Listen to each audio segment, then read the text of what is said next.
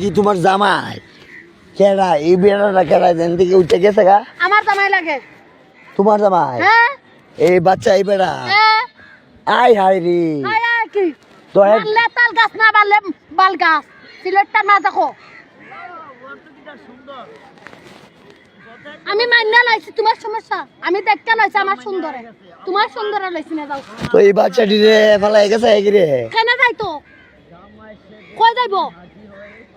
আবুদা জন্ম দিলে এসে যাওরা বেড়াই নিতা আর যাওরা বেড়াই লইছি আমরা যাই। তো তোমার জয়া কই গেছে তা হন?